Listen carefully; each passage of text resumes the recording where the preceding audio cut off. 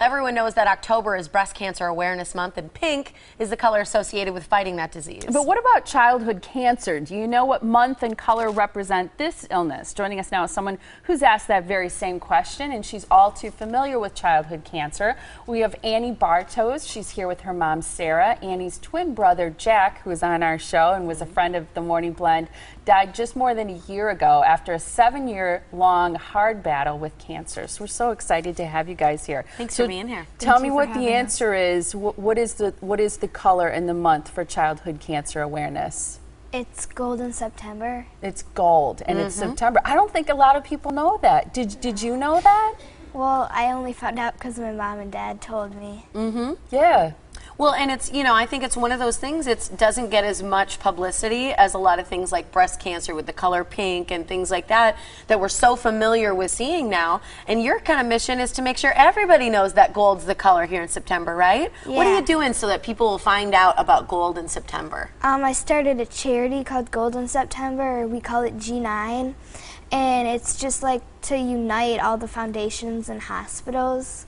That's so cool. I think that's a great idea. We're wearing pins. I know you and your mom are wearing the pins, and Tiffany and I are wearing these G9 pins. We're looking now at this beautiful video that you did, Annie, in memory of your twin brother, Jack. It was great seeing his picture there again. It's beautifully shot. The color gold is kind of in all of it. And I think it's important what you mentioned is that you're looking to unite foundations, organizations, hospital, people who want to make a difference in the fight against childhood cancer. Is that part of the problem, Sarah, as you see it, is that a lot of these organizations, people and groups just aren't working together enough? They're all committed to the right cause, but maybe if we can get them all together, we can make more progress? Definitely. I think that pink has unified all of the efforts, excuse me, and I think that that's been positive for everybody, for everybody's effort and for all the foundations. So when Annie said to us, why don't things turn gold in September, we said, well, what do you think we can do about it? So we've decided that in an effort to unify everybody and try to bring everyone together and basically create an umbrella of golden hope for childhood cancer, I think it will just help everyone. And as we always say, a rising tide will float all boats. So if we all work together and try to make a difference together, I think the end result will be nothing but great results for kids with cancer. I love that. And you know Wisconsin's going to stand behind it. We love our gold, our green and gold, and we can love gold on its own for another important reason, especially here in September. You know, I think the numbers are something that hit home too when you think 36 kids a day are diagnosed with childhood cancer. Are we doing enough? You know, is there enough money being raised? We think of some of, like we said, the more publicized cancers and the money that we raise for that. Are we raising enough money right now for childhood cancer?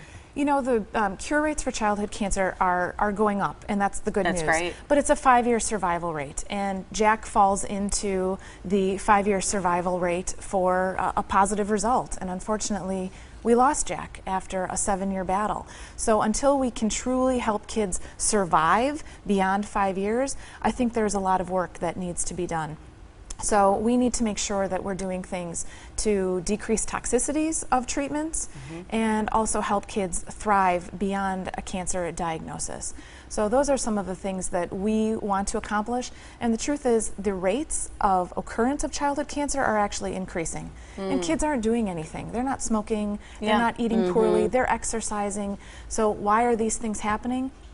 We're getting a better cure rate, but we also have more kids being diagnosed. So we just need to come up with better therapies that are less toxic so that we can truly help kids survive beyond a childhood cancer diagnosis. Well, and it's an important thing you bring up about treatments being toxic, because a lot of people will say some of the things, some of the best medicines and methods out there to help fight cancer are also lethal, especially to children with their young, smaller bodies. So I think it's a good thing to be thinking about as we work toward a cure.